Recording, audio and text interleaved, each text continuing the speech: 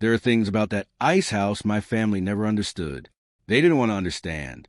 To them, it was a punchline. 100-year-old timber box rotting into a ditch at the back of the property, smelling of brine and black mold and old failure. Worthless, they said, a liability, an embarrassment on a working farm that had already seen too many of those. They signed it over to me at the estate table like they were handing me a parking ticket. My brother Donovan set his pen down and looked across at my sister Renata, and they had the same expression, that little contraction around the eyes, that pressed-down smile that people use when they want you to know they're being generous by not laughing out loud. Aunt Cecile coughed into her hand. Nobody met my eyes. The rest of the property, the estate attorney, Mr. Birch, read out, including the farmhouse, the primary granary, the grain lease, the north pastures, the equipment barn, and all associated mineral and agricultural tenancy rights, is to pass jointly to Donovan and Renata Caulfield. He turned a page. The remaining parcel, consisting of the condemned Icehouse structure and the 1.3 acres on which it sits, is bequeathed to Margaret Caulfield. That was me, Maggie Caulfield, the one who stayed, the one who drove the tractor in the sleet and sat with the books at the kitchen table and nursed my father through 2 bad winters and a hip replacement and 3 rounds of negotiations with the county drainage board. Maggie, who had not taken a full week off the farm in 11 years. Maggie, who had watched her siblings leave for their respective cities and their respective lives and had never once begrudged them that, because someone had to stay, and it might as well be the one who loved the place. They gave me the condemned Icehouse, and they couldn't quite hide how funny they thought it was. If you're enjoying the story so far, don't forget to hit the like button and subscribe. Drop a comment telling me where in the world you're watching from. I love hearing from you. My father, Gerald Caulfield, had farmed the same 312 acres in the Thumb region of Michigan his entire working life. His father farmed it before him, and his grandfather before that. The land was flat and black and heavy with the particular richness of glacial lake bed soil, the kind that grows sugar beets like it owes them a favor. In a good year, it was extraordinary ground. In a bad year, it just required more of you, and Gerald Caulfield had always been willing to give it what it required. The Thumb of Michigan is a place that most people drive through without stopping. It pushes up into Lake Huron like an afterthought, flat as a table, cut through with county roads running straight north-south and east-west on the old surveyor's grid. In summer it smells of turned earth and tassel corn, and the faint mineral edge of the lake. In winter it is a geography of grays, gray sky, gray field, gray horizon, and the wind has nothing to stop it for 30 miles. People who are from there are a certain kind of person. They don't complain about the weather because the weather is not something that happened to them. It is something they live inside. They measure their neighbors by what the neighbors do when things go wrong, which is the only measurement that counts. My father was that kind of person. He was not a soft man. He didn't talk much, didn't explain himself, didn't believe a thing needed saying if it could be shown instead. What he showed me, year after year, was how to work, how to read weather in the color of the afternoon sky, how to know by the smell coming off a field whether the drainage tile needed servicing, how to keep a ledger with the kind of honesty that protects you from yourself as much as from the bank. He taught me the names and the behaviors of every piece of equipment we owned, from the big John Deere articulated to the ancient 2-bottom plow. He kept an equipment barn because it was Lester's and he saw no reason to part with it. He taught me what a good stand of beets looks like in August and what a failing one looks like, and the difference between a drainage problem and a compaction problem and a chemistry problem. He taught me to sit with the co-op's field rep and ask good questions and not be talked into inputs we didn't need. He taught me how to run the farm. And then he died owning it, and it passed my siblings. Donovan learned to read weather on his phone. He had left at 20 due for Detroit, got into commercial real estate, and came back twice a year at most. Once at Christmas and once in August, usually when he needed something from Dad. He dressed like he had something to prove. Nice boots, pressed shirts, the kind of casual that costs real money. He was not a bad person.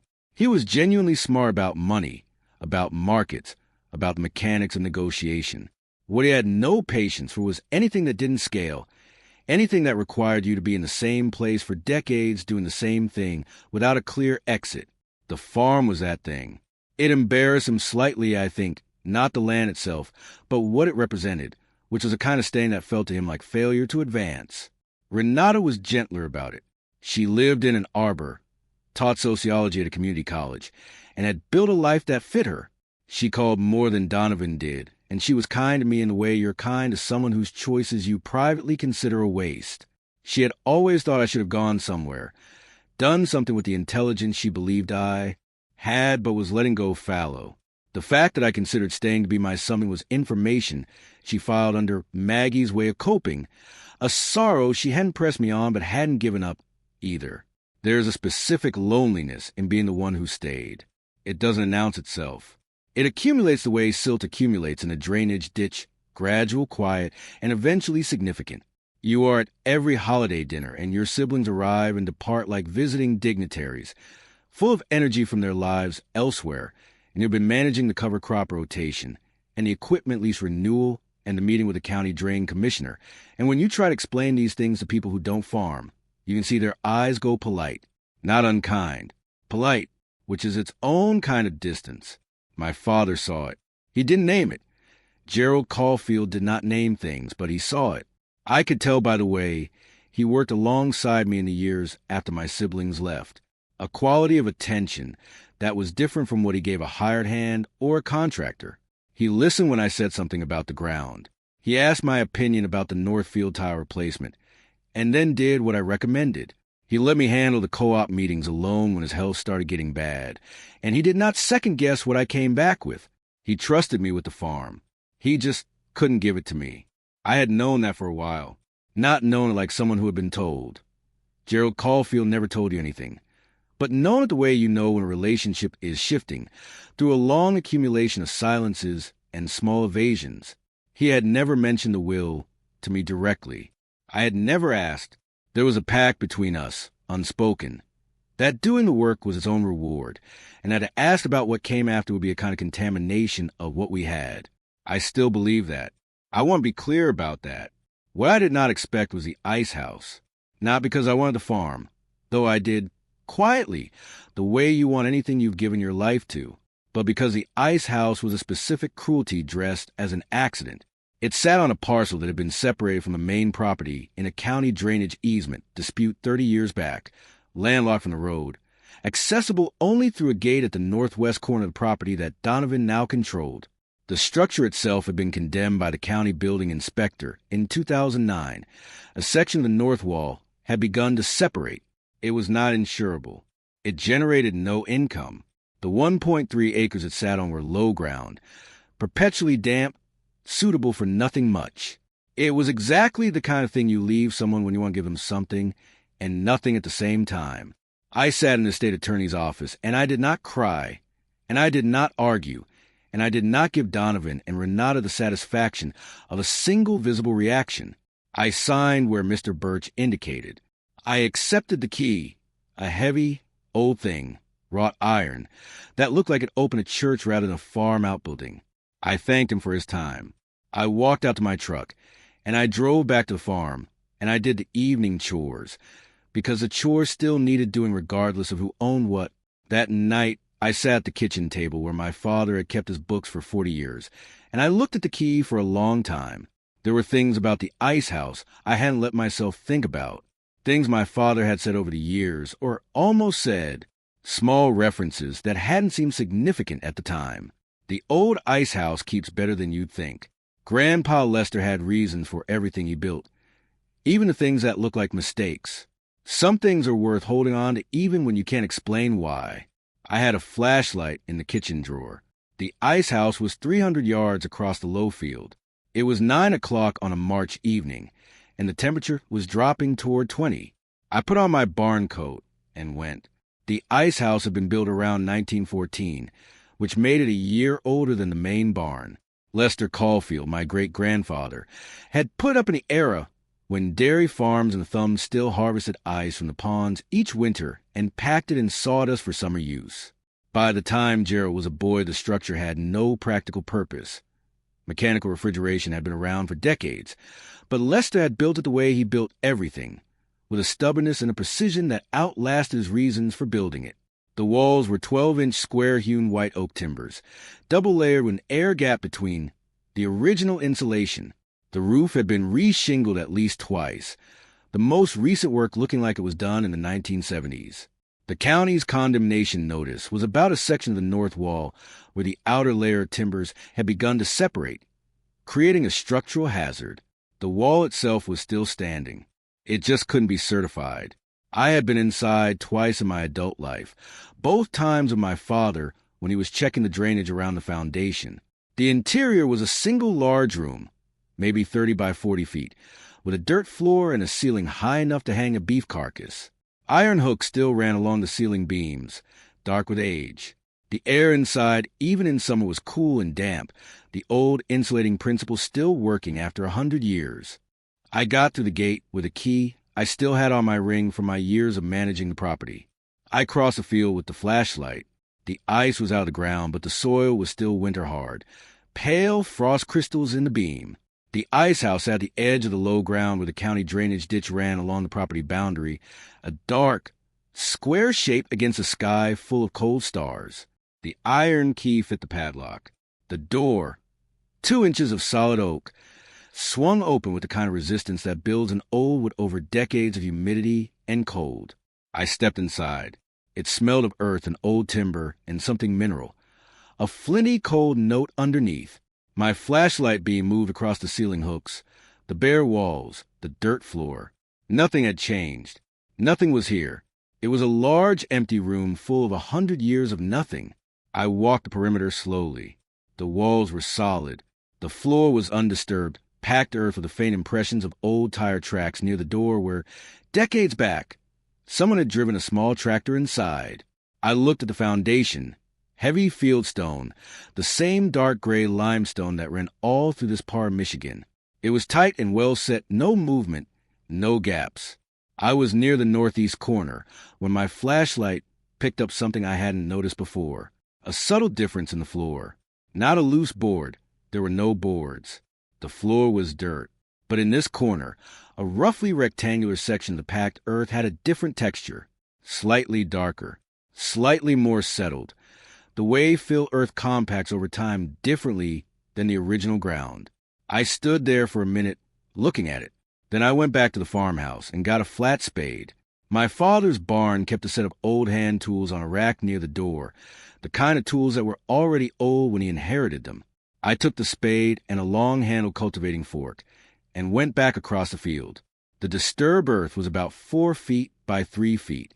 I started at the edge and worked inward, keeping the depth shallow. The first 6 inches came up easily, the loose fill. Below, the ground got harder, more compacted, but it was still fill. Someone had dug this hole and filled it back in, probably several decades ago by the look of the soil layers. At 14 inches, I hit something solid. I cleared the dirt off it with my hands. Cold metal, smooth, dark with age, coated in the kind of patina that forms on iron over many decades in wet soil.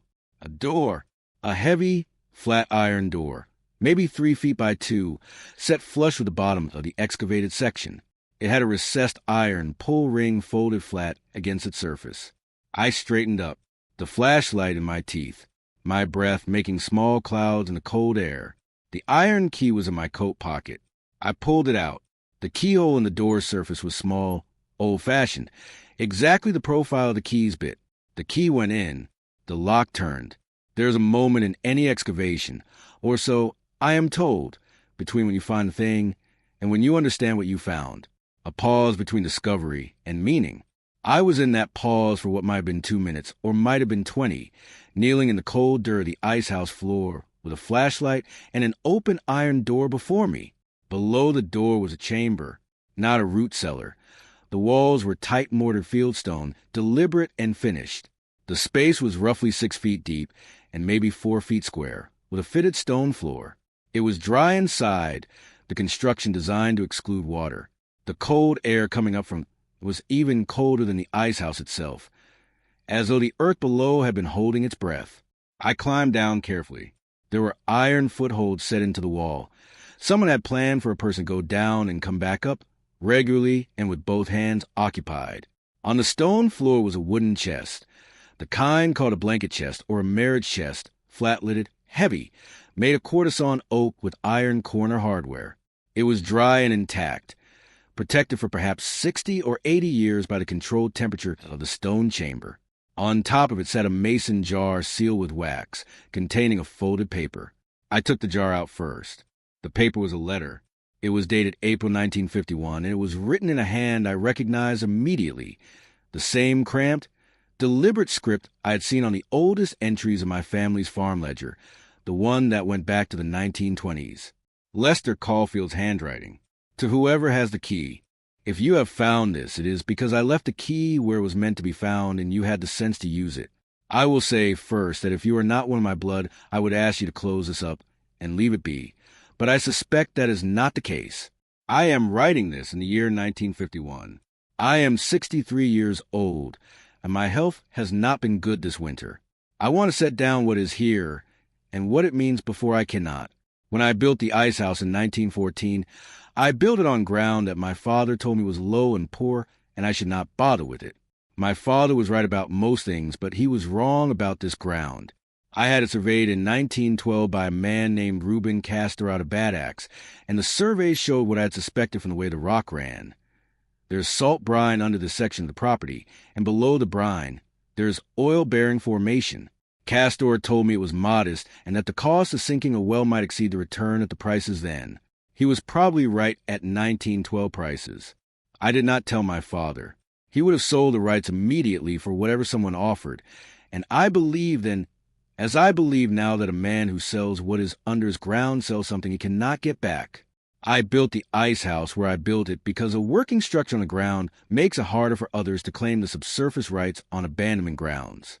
I have maintained mineral rights filings at the Huron County Register of Deeds in my name, and now in the name of the farm since 1914. The filings are current. I have paid the maintenance fees without fail, the surveyed documents, the original lease agreements with Castor's firm, the mineral rights certificates, and the correspondence from the two oil companies that approached me in the 1930s and 1940s. All of this is in the chest. There is also the deed to the Icehouse parcel, which I separated from the main property intentionally in 1938, so that it could be passed down separately from the farm itself if need be. The reason for that is my own business. But I will say this, the farm is for whoever works it. The Icehouse is for whoever understands it. L.E. Caulfield. I read the letter 3 times in the light of my flashlight in a stone chamber under an icehouse in the middle of a frozen Michigan night. Then I folded it carefully and put it back in the mason jar. Then I sat down on the stone floor with my back against the chest, and I stayed there for a while. My great-grandfather had known. He had known what was under this ground, and he had protected it for 40 years. And then he had hidden it and left a key and trusted that whoever came after him would have the sense to do something with it. The farm is for whoever works it. The Icehouse is for whoever understands it. My father had given me the Icehouse, not as a punchline, as a message. He had known, too. I did not open the chest that night. The cold was getting serious, and I had no way to carry what was in it safely. I climbed back up, lowered the iron door, turned the key, and covered the door back over with the filled dirt as well as I could manage. I did not want anyone to know I had been here until I understood what I had. Back at the farmhouse, I sat at the kitchen table with the letter and a cup of coffee, and I thought about my father. Gerald Caulfield had not been a man who talked about the past. He had talked about work and weather and equipment and prices, and occasionally, carefully, about what needed to happen next on the farm. He had not been sentimental. He had not told stories about Lester or about the old days or about any of the things that fathers sometimes tell their children as a way of passing something on. What he had passed on was work. 11 years of it. Patient, specific daily. He had taught me every corner of that farm, every quirk of the soil and the drainage and the equipment. He had taught me to read the books and work with the county extension office and negotiate with the co-op. He had treated me, from the time I was about 25, less like a daughter and more like someone who was in need to know things. And then he had left me the Icehouse. I thought about what he hadn't said. How many times had he walked me down and checked the drainage around the Icehouse foundation? How many times had he mentioned Lester's name in connection with that building specifically, when he almost never mentioned him otherwise? He had been pointing me here his whole life. He just hadn't been able to say it directly, and I thought I was beginning to understand why. If he had told Donovan and Renata, or if they had suspected, the Icehouse parcel would never have come to me. Donovan would have found a reason to control it. The estate plan would have been different. Gerald Caulfield had spent his last years engineering a situation where the one child who stayed and who understood the land would be the one who ended up with what was under it. And he had done it in a way that his other children would dismiss rather than contest. He had made it look like nothing, because he knew them. 2 days later, I drove to Bad Axe, the county seat of Huron County, and presented myself at the Register of Deeds. I told the clerk I was looking for mineral rights filings associated with the Caulfield property in Fairgrove Township, and that I had reason to believe there were active maintenance filings going back to 1914. The clerk was a woman named Darlene who had probably heard strange requests in her time. She pulled up the property record and scrolled through it with the practiced efficiency of someone who has spent 20 years with old county documents. She went quiet for a moment. Then she looked up at me over her reading glasses. "These are active," she said. "The mineral rights filings. Since 1914. Continuous. Last maintenance payment posted 14 months ago." She looked at me. "In the name of the estate of Gerald James Caulfield. He had kept paying them right up until he died. The parcel they're associated with." I said, keeping my voice even, "Who is the current title holder?" She typed for a moment. "Margaret Caulfield," she said, "as of the estate transfer 31 days ago." I thanked her. I drove home. I pulled over twice on M81 because my hands were shaking. The chest contained what Lester's letter had promised and more. I opened it the following Saturday with the help of a man named Dale Purcell, who had been my father's friend and the closest thing I had to a legal advisor at that point. Dale was a retired agricultural attorney, 70 years old, with the slow, careful manner of someone who had spent decades reading contracts in which a single word meant the difference between a farm and a lawsuit. He was also one of 3 people in the county who had known my father well enough to be trusted with what I was about to show him. We went down into the chamber together. Dale moved slowly on the iron footholds. He looked around the stone chamber with the expression of a man recalibrating everything he thought he knew. The chest held the original 1912 Castor survey, hand-drawn on linen paper, showing the salt brine formation and the deeper oil-bearing strata, with precise notations of depth and pressure. The mineral rights certificates going back to 1914, in a continuous chain of title, every maintenance fee documented. The original deed to the Icehouse parcel, recorded separately from the main property in 1938, which predated the county drainage easement by 15 years, and whose legal language, Dale told me after reading it 3 times, was notably and deliberately airtight. Correspondence from Continental Oil in 1941 and from a smaller Michigan Wildcat operator in 1948, both expressing interest in leasing the subsurface rights, both declined by Lester in letters that were polite and final. And at the bottom of the chest, in a sealed envelope with my name on it in my father's handwriting, a single page. "Maggie, you found it, which means you went looking, which means you already knew something was there. That's why I left it to you. I have had 2 offers on the mineral rights in the last 5 years, one from an independent operator out of Midland, and one from a larger company I will not name here. Neither offer was small. I declined both because I am not a man who sells what is under his ground, which is a thing I learned from Lester and which I believe to be correct. But I am also not a young man, and I wanted you to know what you have before someone else tells you a way that serves their interests. Get the survey reassessed. Prices and technology are different now from what they were when Castor did his work. There may be more here than he found, or there may be less. Either way, you will know the truth, which is the only position worth being in. The Icehouse parcel is yours and clear. The mineral rights are filed in continuous chain to you. No one can take them.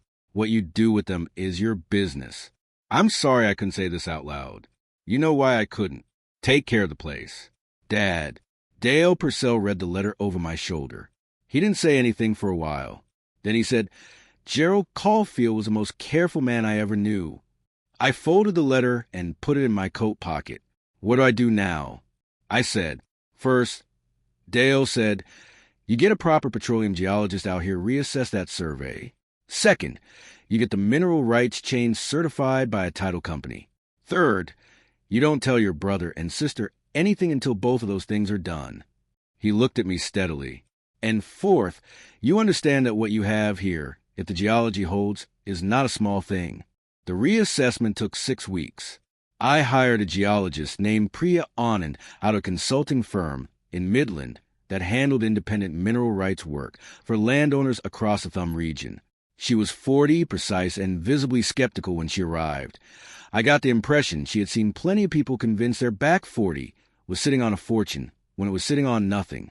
She looked at Castor's 1912 survey with the careful attention of someone reading a document in a language she mostly but not entirely trusted. She spent 2 days on the property with her equipment. She took soil cores from the Icehouse parcel and the surrounding low ground. She consulted the current USGS subsurface maps for Huron County. On the 3rd day, she sat down with me in the farmhouse kitchen and put her maps on the table. Castor was right about the formation, she said, but he underestimated it. His 1912 equipment couldn't see below about 1,200 feet. The oil-bearing strata continues to at least 2,200, possibly deeper. There's also a secondary brine formation he missed entirely. She looked at me. The reason nobody has developed this is because it's not big enough for a major operator to bother with. For a major company, this is a small play. For a private mineral rights holder leasing to a mid-size independent, it is not small. She gave me a number. A lease rate per acre per year, plus the royalty percentage she considered reasonable based on comparable formations in the region. I wrote it down and looked at it. That's annual, she said, with a signing bonus on top. I looked at the number for another moment. Per year, I said. Per year, she confirmed. I set the pen down. I thought about the estate table.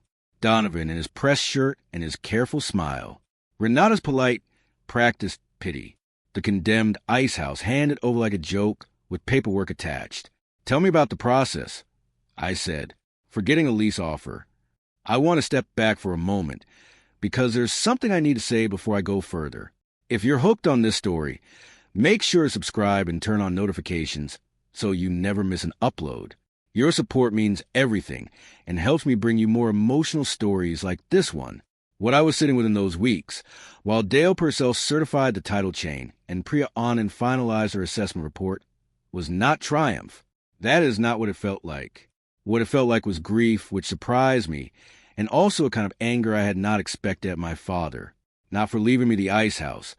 I understood that now, or I was beginning to, for the silence. 11 years. I had worked 11 years beside a man who knew what was under that building and who never once told me, and I had to sit with the fact that his reasons for not telling me were good reasons, practical reasons, the reasons of a man who knew his children and knew what the knowledge would have done to the family's ability to function if it had been shared. If he had told Donovan or Renata, or if word had gotten out, the vultures would have appeared decades ago. He had protected it by keeping it invisible, and to keep it invisible, he had to keep it from everyone, including me. I understood all of that. It still hurt, because what I had lost in not knowing was the ability to make a fully informed choice. All those years I had told myself, and mostly believed, that I was staying because I wanted to, because the land mattered to me, because the work was its own reward. And that was all true. But there had also been an asymmetry. My father had known something I hadn't, and it had shaped the situation in ways I couldn't see, and I had made my choices without the full picture. There is something particular about being a woman who stays on a family farm. The culture around it is full of a certain kind of admiration that is actually condescension wearing a different hat. Good for her. She takes care of things.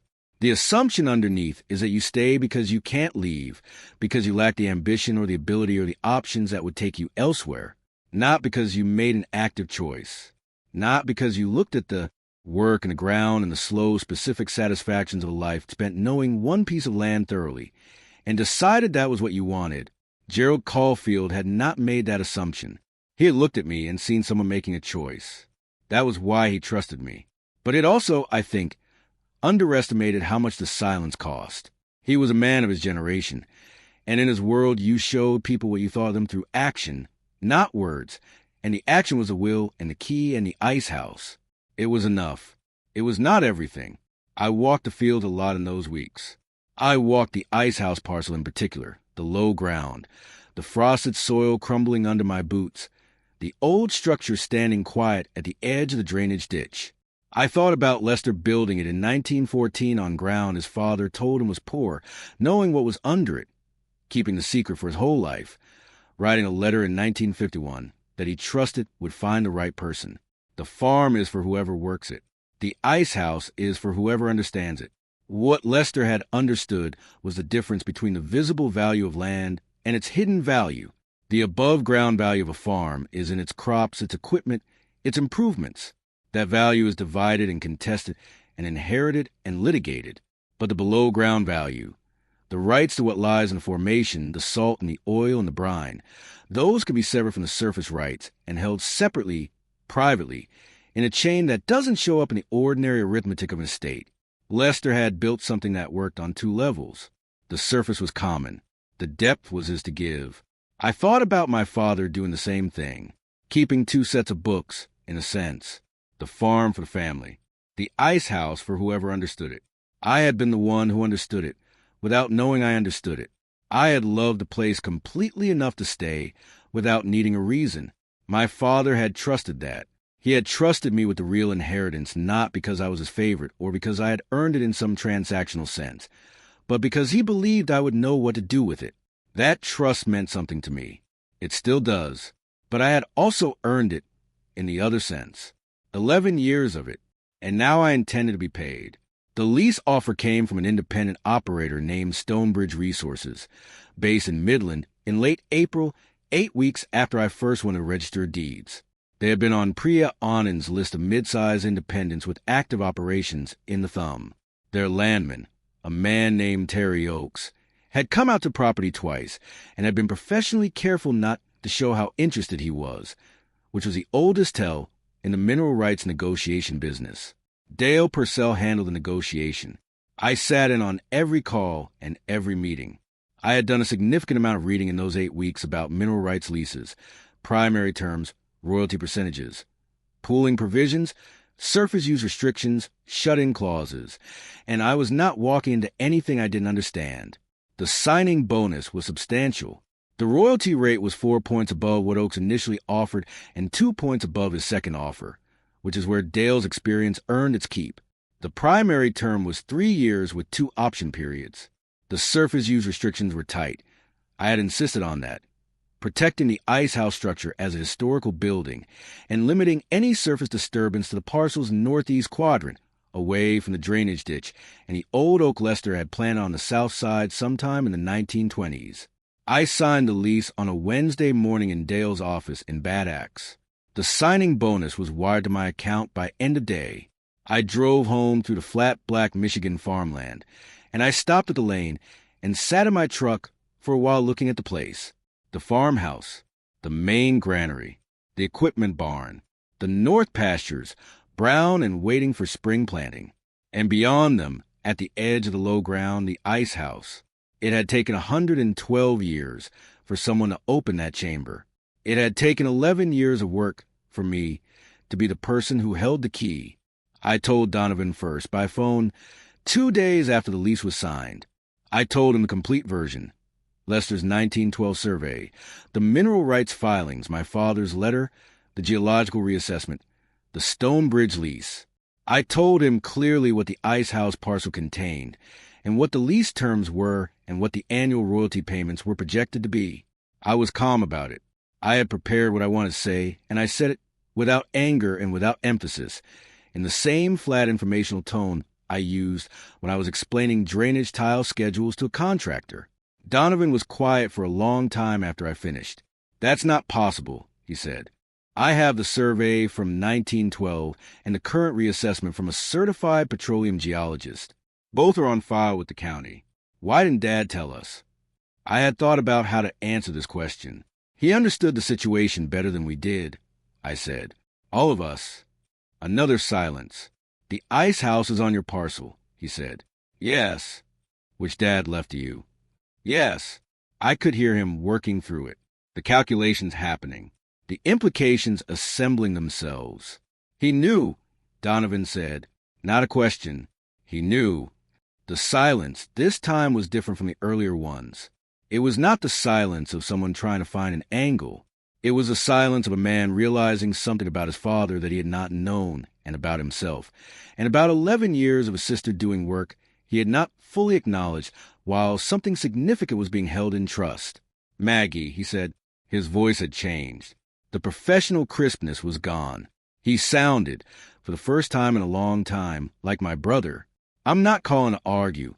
I said, the parcel and the rights are mine, and they're clear, and there's nothing to contest. I'm calling because you're my brother, and I thought you should know. He didn't say anything for a while. I owe you an apology, he said, for the way the estate reading went, the way Renata and I... You don't have to. I want to. A pause. We were unkind. We thought we understood the situation, and we didn't. And we were unkind about something we didn't understand. I had not expected that. I had prepared for argument, for legal challenges, for attempt to claim the mineral rights had been inadvertently severed from the estate. I had not prepared for my brother to simply acknowledge what had happened. Thank you, I said. What are you going to do with it? I looked out the kitchen window at the field. The icehouse was visible at the edge of the low ground, the old white oak timbers catching the late afternoon light. Keep farming, I said.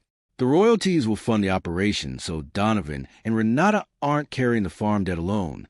And I want to restore the icehouse. Restore it. It's a historically significant structure. Lester built it in 1914. I want it standing for another 100 years. The conversation with Renata was harder because Renata cried, not for the reasons I expected. She wasn't crying about the money or the inheritance or any of that.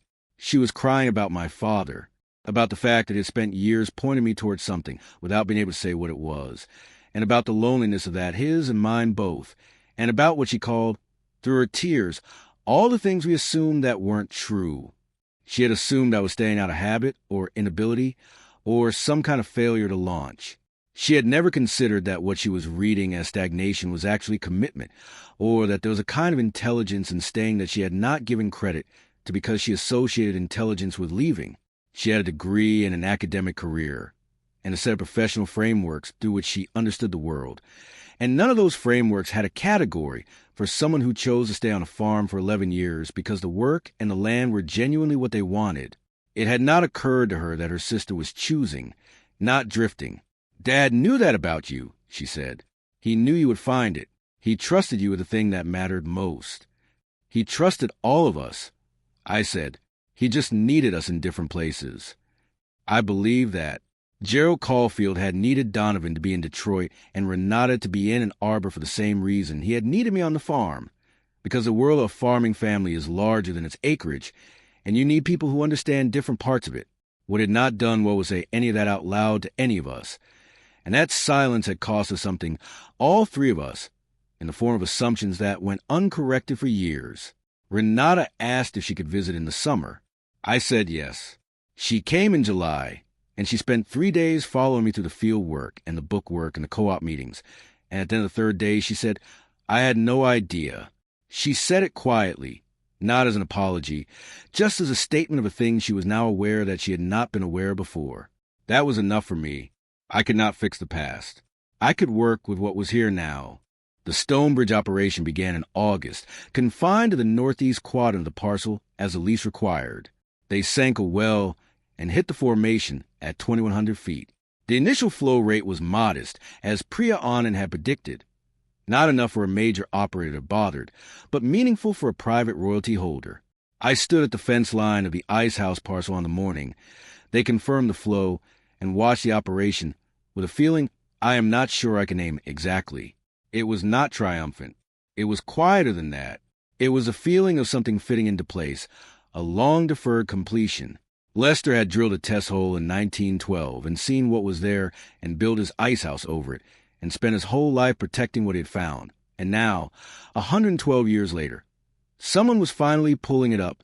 I thought about him walking the same low ground in a different century, in a world before combines and tile drainage and aerial field maps, with the same black soil under his boots and the same flat Michigan sky above. A man who trusted that what was true about this ground would remain true long enough for the right person to find it. He had been right about that. There's a thing that happens, or can happen, when a long-held secret comes into the light. The people who were shaped by not knowing get a chance to revise their understanding of what their lives have been. That revision is not always comfortable. Sometimes it makes the past look smaller or larger or differently colored than you thought it was. What I revised in the months after the Stonebridge lease was signed was my understanding of what I'd been doing for 11 years. I had told myself and believed that I was doing it for the land, that the work was its own justification, that my attachment to the place was a kind of pure thing, uncontaminated by expectation. And much of that was true. But I had also, on some level, believed that the work would be recognized, not necessarily rewarded, not necessarily compensated, but seen. I had believed that the act of staying, of doing the thing that needed doing, would mean something to my family. What I had to accept was that my father had seen it, completely and specifically, and had acted on what he saw in the most practical way available to him, by arranging for it to be honored, quietly, in the disposition of an inheritance. The Icehouse was his way of saying what he could not say directly. You understood this place. You stayed when staying was hard. This is for you. The others had seen less clearly. They had looked at me and seen the thing that stayed while life moved forward elsewhere, and they had taken the staying as evidence of something lesser. That was their limitation, not mine, and the truth had corrected it more effectively than any argument I could have made. The Icehouse hadn't changed any of that. It had just made it visible. In October, Donovan drove up from Detroit on a Saturday.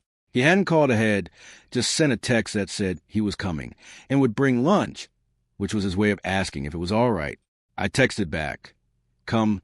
He arrived in the early afternoon with sandwiches from a place in Flint and stood in the farmhouse kitchen, looking around with the expression of a man who had been away too long. We ate at the kitchen table, Gerald Caulfield's table, the one he had kept his books on for 40 years. We talked about the farm operation, the royalty projections, the work I was planning for the Icehouse restoration. We talked about our father in a way we hadn't before or hadn't been able to, without the performance of grief, without the management of estate issues between us, just talking about who he had been. After lunch, I walked Donovan down to the Icehouse. The Stonebridge operation was quiet that day, a Saturday, the wellhead just visible at the northeast corner of the parcel. We stood at the door of the old building, and I unlocked it with the iron key, and we went inside. I had already done some preliminary cleaning. The floor was swept. The iron hooks overhead were cleaned and oiled. The smell of earth and timber was still there, still the same, but it had lost some of the feeling of abandonment. The stone chamber was visible. I had left it open, the iron door propped back, the wooden chest removed and brought to the farmhouse for safekeeping. Donovan looked at the chamber for a long time. He came down here, he said. Not a question. He must have, I said, to pay the maintenance fees. He would have needed to verify the filings. He knew what was here, and he never said a word. Not to me either, not directly. Donovan put his hand on the old oak timber of the wall. The grain was close and hard, the kind of wood that doesn't grow that way anymore, old-growth white oak from a stand that had probably been clear-cut sometime in the early 20th century. 100 years of standing, doing its work. Lester built this well. Donovan said he built everything well. We stood there for a while, not talking, in the Icehouse that my great-grandfather had built over a secret he spent his life protecting. I want to help with the restoration, Donovan said, with the cost of it. I know you don't need the money now, but I want to be part of it. I looked at him. Why? He took his time with the answer. Because it's a Caulfield building, he said. And because Dad left it to you for a reason, and the reason was true, and I want to be on the right side of that. I thought about Renata's tears, and about my brother standing in the farmhouse kitchen, looking around like a man coming back to something. I thought about what it costs a person to say they were wrong, and what it's worth. The restoration contractor starts in spring, I said. You can be there when he starts, if you want. I'll be there, he said. The restoration took most of the following year. The condemned north wall was rebuilt timber by timber, using white oak mill from a sustainable operation downstate. The roof was reshingled. The iron door to the chamber was cleaned and rehung on new hardware, and the chamber itself was waterproofed and documented as a historical feature. The Icehouse went from a liability to a certified historical structure, which changed both its insurance status and its tax assessment. Donovan came up for the start of the restoration in April, as he had said he would. He spent the weekend helping clear debris from the north wall, working in old clothes I found in the equipment barn, swinging a pry bar with more competence than I expected. He had grown up on this farm, too. After all, he had learned some things that didn't leave just because you moved to Detroit. We worked side by side for 2 days and barely talked, which was fine. The work was the communication, the same way it always had been in a Caulfield operation. On the second evening, he asked me how the royalty projections were tracking, and I walked him through the numbers. He listened carefully. He asked good questions, the real estate background coming through, the understanding of cash flow and asset management. He suggested a structure for the royalty account that I hadn't considered, a way of tiering the distributions that would reduce my tax exposure in high production years. It was useful. I told him so. "You don't have to thank me," he said. "I know," I said. "I'm doing it anyway." There was a pause in which we both understood that we were, slowly and without any ceremony, becoming something different than what we had been at the estate table. I had a small plaque made, simple cast iron, mounted beside the door. Caulfield Icehouse, built 1914. L.E. Caulfield, builder. Nothing else. He didn't need more. The stone bridge was quiet most of the year. It doesn't look like much. A wellhead and a small equipment shed at the northeast corner of the parcel, visible from the road if you know what you're looking at. The royalty checks come quarterly. They are, as Priya Anand said they would be, not small.